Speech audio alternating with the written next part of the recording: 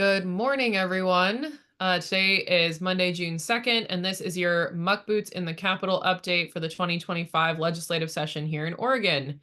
And this is our small farm legislative updates from Friends of Family Farmers. I am Alice Morrison, the co-executive director of Friends of Family Farmers, and I'm in charge of our policy and advocacy program. So I will be giving you your update on all things small farms at the state legislature. We were off last week because it was Memorial Day. So this is an update from the last 2 weeks of what's been going on with small farm policy at the legislature. We're, of course, going to start out with our FOF priority updates, then go to some budget stuff because the budget is the biggest thing happening right now. Then looking ahead, and we're going to touch on the ongoing process of the Farm Stand Rulemaking Advisory Committee that has been brought together by the Department of Land Conservation and Development. All right, so our updates on our two priority areas, we always start with state meat inspection. HB 2164 is the bill that we worked with the House Agriculture Committee to bring together to add 2 FTE to the Oregon Department of Agriculture over the next biennium for inspectors for the Oregon State Meat Inspection Program. This, just as a refresher, this program has existed since it was authorized in 2020 and developed during 2021 and had its cooperative agreement with USDA signed in 2022. But due to budget constraints over the last couple cycles, it has not had the staff levels that it is needed to accommodate actual inspector capabilities in the program. As we were coming online, they were bringing facilities online. The state was investing grant dollars into upgrading facilities, and it hadn't been a priority. And now the facilities are opening and there are not enough inspectors to meet the demand. And the department was pretty clear about that. So we worked with them to put together some numbers and are really excited about the possibility of this bill filling that gap. So this bill, the fiscal impact statement, does include an estimate for 2025 to 27 biennium and 27 to 29. They're both about $275,000. So this bill moved really quickly at the beginning of session and has not been moving a lot since, but that's okay. We're going to talk about that later.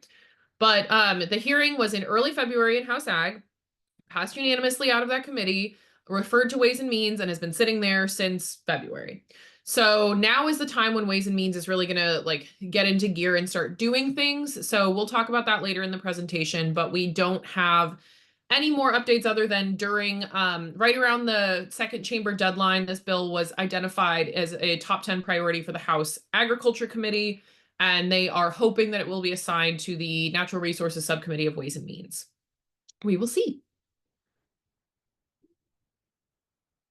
All right, moving forward. So our second priority area is small farm water access, and specifically HB 3372, which is the domestic well commercial garden bill that we have been working on. So the overview of what's in the bill is some background here. So essentially right now, you can irrigate a half acre for personal use for whatever you want with no gallon limit. You can also have 5,000 gallons per day for any single or commercial or industrial use, according to the statute, as long as that is not irrigation.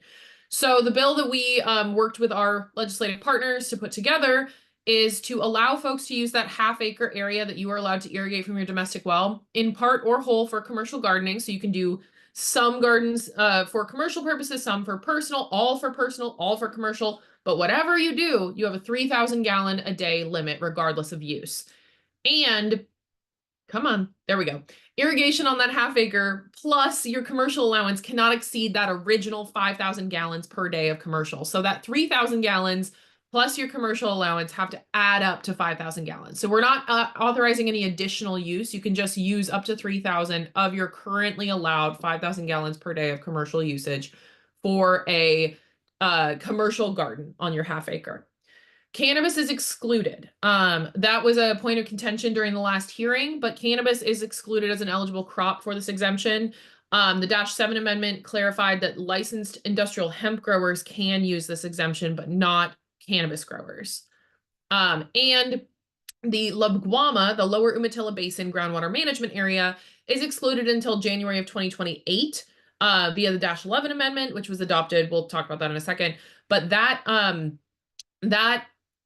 area is experiencing some pretty intense groundwater pollution due to nitrates in the area, and they are undergoing a mitigation plan.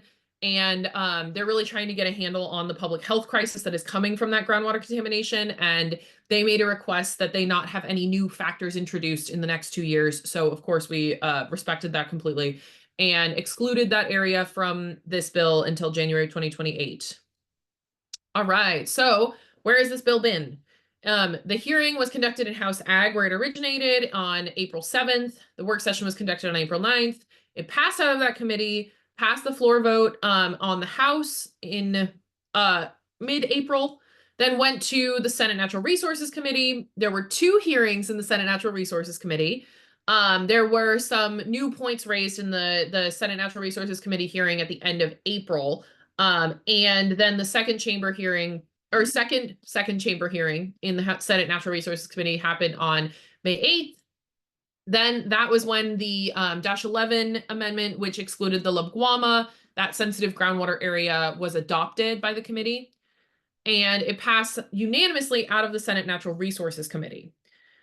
And it passed in general last week. We're so excited. I'm going to tell you all about it. So it passed a floor vote on the Senate on May 27th. Only one opposed, so a very, very strong support in the Senate, which is like unheard of on a bill about water issues especially. So we're really excited about the level of support there. And then it had to go back to the House for a concurrence vote because of the -11 amendment that was adopted in the Senate. Oh, it was not passed on May 39th. It was 29th. Sorry, there's a typo. But it passed its House concurrence vote on the 29th, which means that it has passed all floor votes it needs to have. It was signed by both the Speaker of the House and the Senate President today, June 2nd, and is on the governor's desk awaiting signature at this moment. So this bill, we are incredibly, incredibly excited that we have been able to make this change.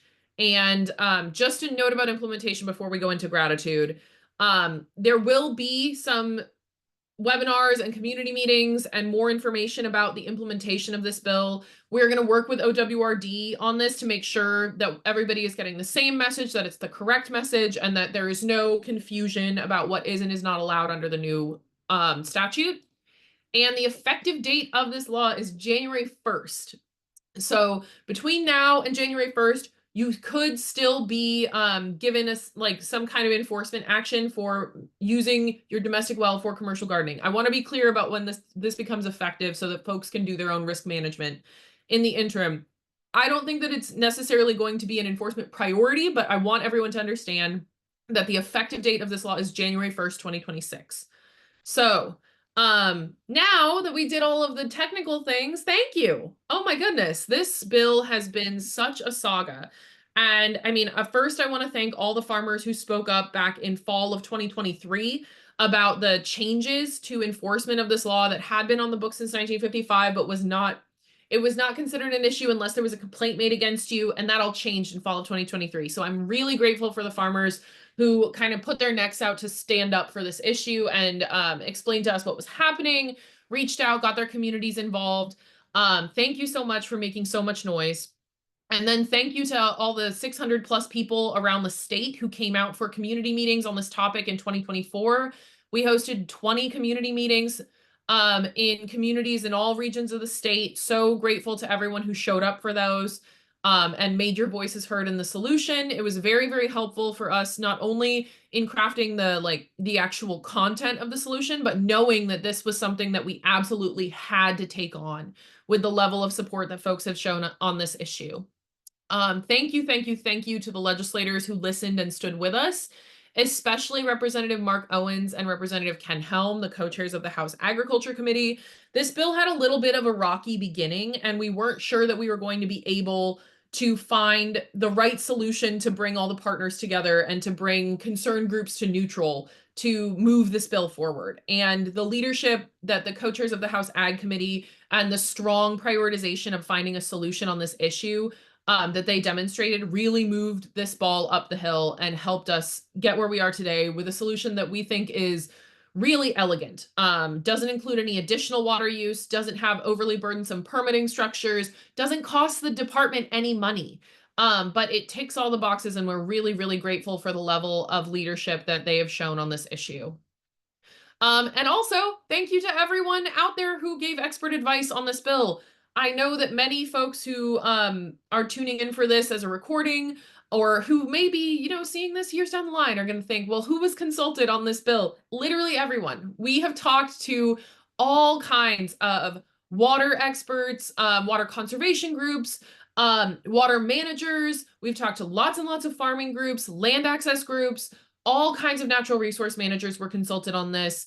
The Department of Agriculture, the Department of Water, the Water Resources Department, from everyone from farmers on the ground to experts in conservation to farm resource providers to state agencies has been consulted on this bill, and we are really grateful to everyone who gave expert advice and helped to craft this solution.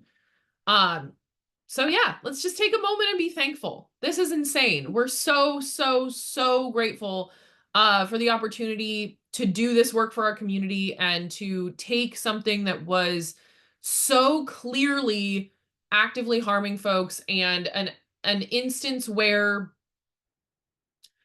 the law was not applied equally and strategically for our resource goals or for our communities, and we were able to come together and find a solution. And this is a great example of what grassroots organizing can do, because I also don't think that this bill would have passed if not for the hundreds and hundreds of people who submitted written testimony, who wrote to their legislators, who came to our rally day back in March and went and talked to their legislators directly about this topic. That is really, we made so much noise on this issue that they couldn't not take it up. This is something that when we started this campaign, folks were telling us, hey, it's been tried in the past, and you better be ready to have to come back and have to really lead a long-term campaign on this. But because of the level of really, really concerted effort that our community did, as well as just backing us up at every turn, and the number of people who consulted on this, we are so grateful to say that we have found a solution and that solution has passed and is awaiting Governor Kotek's signature. We will let you know as soon as that is signed, and couldn't be more excited. Woo! All right. Well, that was happy. So now we're going to talk about the budget. Amazing. All right. So the budget is an interesting beast at this moment. FOF released, is this really? Yes, this is the first slide of the section. My bad. This is our budget priorities. We released a budget letter earlier in May, I believe at the beginning of the month, and we have been going around to all of our legislative partners, to leadership, to everyone who needs to know, and talking about the impact of these programs that we think should be prioritized in this very, very tight budget landscape that we're in. So we talked about HB 2164, the state meat inspection bill. We're going to talk about HB 2979 in just a moment, but also Food for All Oregonians, which is an expansion of a state-based SNAP eligibility for people ages 0 to 6 years old, so children, who would be eligible for SNAP, but for their immigration status. So allowing folks to have food, regardless of their immigration status, is a benefit to all of us, especially in the agricultural community. Double Up Food Bucks is included in the Oregon Department of Human Services budget. That one has not passed yet, but we are monitoring that. And if it is in continuing service level, we think it stands a pretty good chance of maintaining.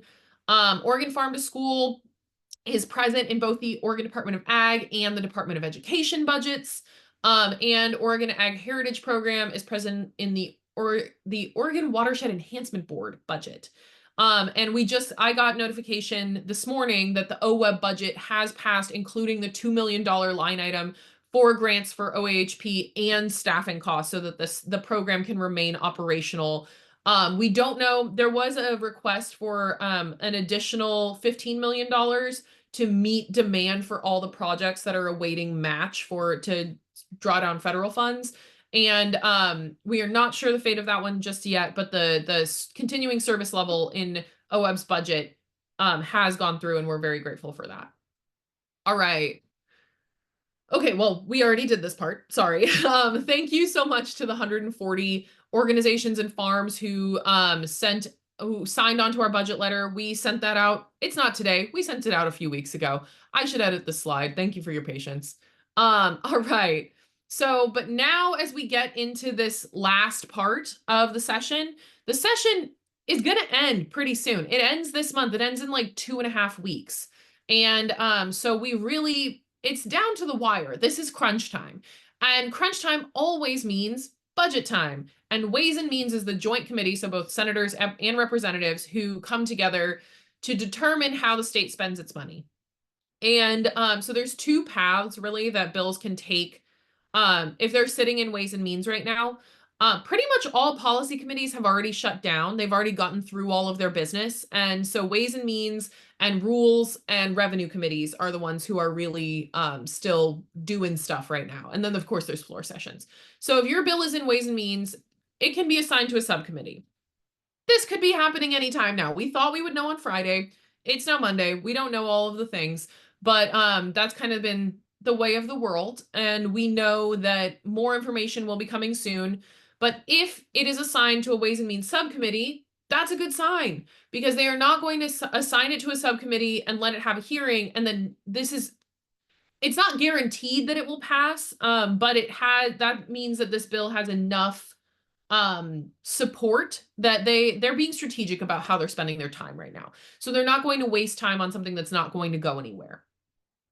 Or it could be with Ways and Means, if your bill doesn't get a hearing, it doesn't mean that it's dead. It doesn't mean that it won't be included in what we call the Christmas tree bill, which is the budget reconciliation bill. And this bill comes out at the end of the session, and it is a little bit, from my opinion, it's a little bit of a black box. It's like organizations like FOF and others across the spectrum of topics that people talk about at the legislature all submit budget priorities to legislators, have meetings, talk about what they think should be included, tell everyone how important programs and one-time investments are, all of these things that we know make a huge difference. And then the co-chairs of the Ways and Means Committee and all of the subcommittee chairs and all the members of Ways and Means, they all get together and everybody takes all of those things into consideration, all the prioritization, and then they draft what is known as the Christmas tree bill for all the things that are not included in agency budgets and are not being passed as standalone bills. So those are all encompassing. The budget reconciliation is a huge bill. And in my mind, we can put all this input in, but a lot of that negotiation is done internally. So it's kind of a little black box. And then when they spit out the budget reconciliation bill, we will see where everything has landed. And that is really, really common to happen right at the end of session. That's when it does happen. That's expected. So if we don't see a bill that we care about, for example, 2164, assigned to the Natural Resource Subcommittee and getting a hearing and passed that way, then we would look to expect those funds to be included in the budget reconciliation bill or the Christmas tree bill. And if they are not included there, that kind of means that they're not getting funded this session. So that's when we would start, if we don't get a hearing in a subcommittee, it's not included in the ODA budget, the agency budget, or the budget reconciliation bill, that means that that bill is not getting any money. And we did have a pretty bleak revenue forecast come out on May 14th.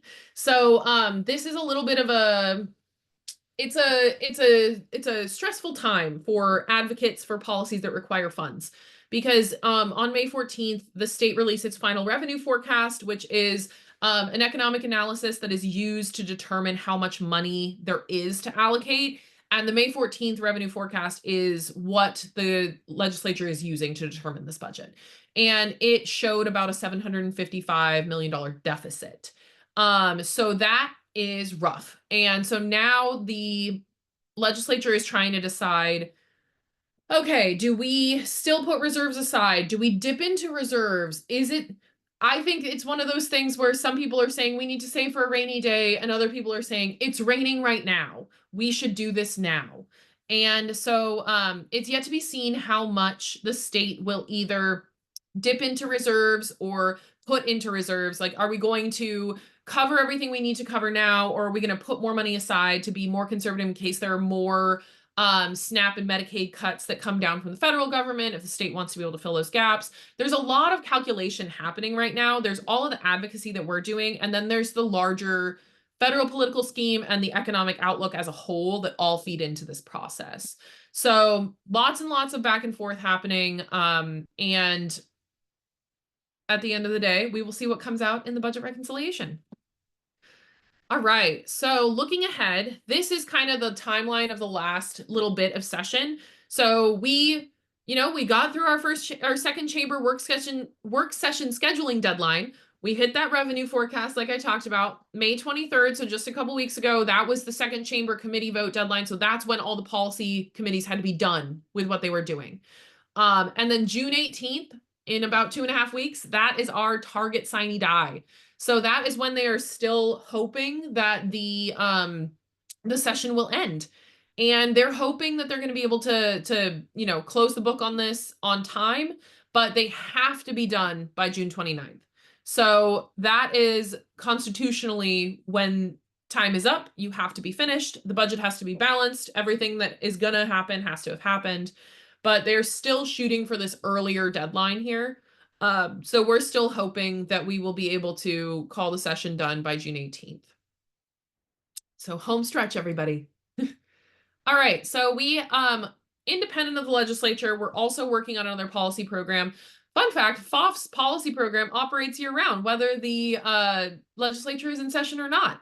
And one of the main things that we do outside of legislation is working with agencies. And one way we serve on advisory committees, we help out with implementation and outreach. We help the agencies who have authority over things that impact our farmers reach them and talk to them and provide feedback back and forth. And one of the things that we do to facilitate that is we sit on rulemaking advisory committees. So RAC. Rulemaking advisory committees are a required part of a rulemaking process, and rulemaking is a parallel process to lawmaking. So when a law is passed, that is essentially instructions for agencies who are in charge of enforcing or implementing that law to then take that statute and the rules are kind of the guidebook of how you implement that. So rulemaking is an essential part of governance in general, and it's how statute gets applied. And every so often, either through the passage of a new law or the request of legislators or the public or an agency employee, there can be a rulemaking process opened to change the way that a statute is implemented on the ground. You can't change the legal definitions of the statute, but you can kind of change some of the nitty-gritty ways that it plays out in the field.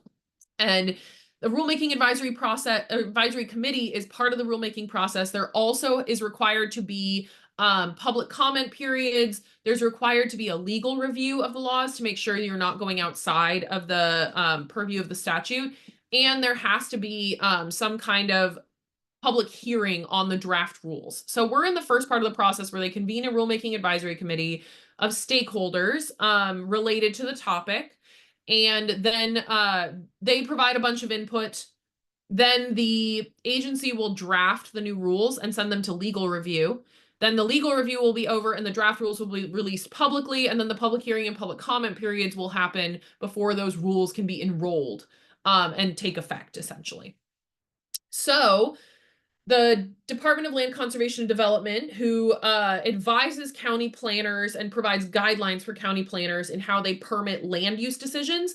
And there are a lot of land use things happen on EFU zone land. A lot of land use decision making has to happen in there, whether or not that land is being used effectively and for its intended purposes and with only allowable activities. So EFU, or exclusive farm use land, and farm forest use land are subject to this rulemaking about farm stands. So the things that will be discussed in this rulemaking are the primary use test, including the percentage of income from farm products, promotional activities inside and outside the farm stand, activities that promote the sale of farm products at the farm operation itself, or agriculture, i.e. on-farm education. Right now, Promotional activities, so promoting the sale of your product or the use of your product are the only kinds that are allowed. Education is not explicitly allowed. Prepared foods with a direct tie to the farm operation or the local agricultural area, and impacts on neighboring farms. So these are the topics that are being discussed to see if there are changes that need to be made. So we are hosting a series of office hours. So we have already completed the first two, and each of these has topics that are connected to the RAC meeting topics as they've laid them out. I am an appointed member of the RAC, so I am under an obligation to bring my community's opinions and thoughts and use cases into this conversation. And so to do our due diligence, we want to connect with you as farmers and stakeholders to make sure that we're representing everyone accurately in the conversation. So our next one is going to be Monday, June 16th at 2:30 p.m. 2:30 p.m. Discussing prepared food sales and cumulative impacts on neighboring farms and properties. So also on July 14th, that's a Monday at 2:30, we will be wrapping up and discussing all things that are related to this rulemaking process. So if you have missed some of these and you really want to talk about this topic, if it relates to your business, please do come on Monday, July 14th, and we will get you your questions answered, or at least register them with me so I can find the answers for you. You also have some opportunities to speak for yourself in this process. So this is a new thing that they're accepting public comment during the rulemaking advisory meetings. That is not necessarily, it's not on the public record. It's an opportunity for you to speak directly to the RAC members who do have the opportunity to put things on the public record. So it's a little bit of a fuzzy thing, but June 3rd, June 24th, and July 18th. So tomorrow, June 24th and July 18th, tomorrow, is 9 to noon, I believe, is the rulemaking meeting. So if you would like to attend and wait for the public comment thing in the agenda and then say your piece about what we're talking about, that's always very helpful. And then there will be a formal public comment period where you can put things on the legal record. That will be happening in late September to early November-ish. Exact dates TBD. Look out for notifications from us. All right. So that is everything we have for you this week. Sorry. See you next week. Thank you so much. And I hope everyone celebrates the passage of HB 3372.